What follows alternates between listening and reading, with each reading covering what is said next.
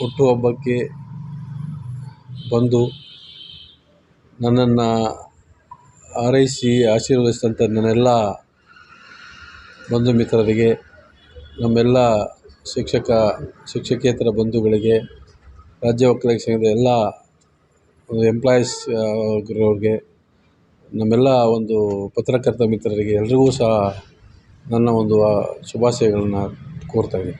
ಧನ್ಯವಾದಗಳು.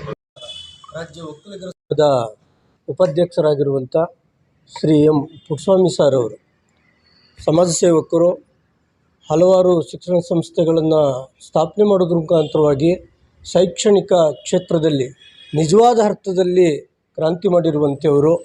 ಜೊತೆಗೆ ಅವರ ಮತ್ತೊಂದು ವಿಶೇಷ ವ್ಯಕ್ತಿತ್ವ ಎಂಥದ್ದು ಅಂತ ಹೇಳಿದ್ರೆ, ಹಲವಾರು ಜನ ಕೆಳಮಧ್ಯಮ ವರ್ಗದವರಿಗೆ ವಿದ್ಯಾಭ್ಯಾಸವನ್ನು ನೀಡೋದ್ರ ಮೂಲಕವಾಗಿ ಅವರು ಶೈಕ್ಷಣಿಕವಾಗಿ ಮತ್ತು ಸಾಮಾಜಿಕವಾಗಿ ತಮ್ಮನ್ನು ಸಂಪೂರ್ಣವಾಗಿ ತೊಡಗಿಸ್ಕೊಂಡಿರುವಂಥವರು.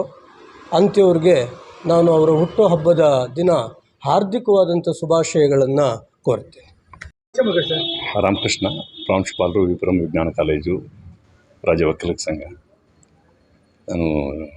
ನಾನು ನಮ್ಮ ಪುಣ್ಯ 2ನೇ ಸಾರಿ ಪ್ರೆಸ್ ಮೀಟ್ ಮುಂದೆ ನಾನು ಅವರ ಹುಟ್ಟುಹಬ್ಬಕ್ಕೆ ಶುಭಾಶಯ ಕೋರ್ತಾಯಿದ್ದೀನಿ. ಕಳೆದ ಬಾರಿ ನಾನು ಇದನ್ನೇ ಹೇಳಿದ್ದೆ, ಸರ್ಕಾರಗಳು ಮಾಡೋ ಕೆಲಸನ ಒಬ್ಬ ಸಮಾಜಮುಖಿಯಾಗಿ ಶ್ರೀ ಎಂ ಪುಟ್ಟಸ್ವಾಮಿಯವರು ನೂರಾರು ಜನಕ್ಕೆ ಅನ್ನದಾತರಾಗಿದ್ದಾರೆ. ಬರೀ ವಿದ್ಯಾದಾತರಲ್ಲ, ಅನ್ನದಾತರು ಕೂಡ ಆಗಿದ್ದಾರೆ. ಸರ್ಕಾರಗಳು ಇವತ್ತು ಕೆಲಸ ಕೊಡೋಕ್ಕೆ ತುಂಬ ಕಷ್ಟ ಆಗ್ತಾಯಿದೆ.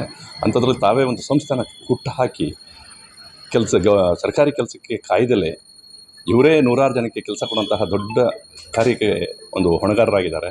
ಇಂಥವ್ರಿಗೆ ನೂರಾರು ವರ್ಷ ದೇವರು ಆರೋಗ್ಯ ಆಯುಷ್ಯ ಕೊಟ್ಟು ಕಾಪಾಡಲಿ ಅಂಥೇಳಿ ಈ ಮೂಲಕ ಅವರ ಹುಟ್ಟುಹಬ್ಬಕ್ಕೆ ಶುಭಾಶಯ ಕೊಡ್ತಾರೆ.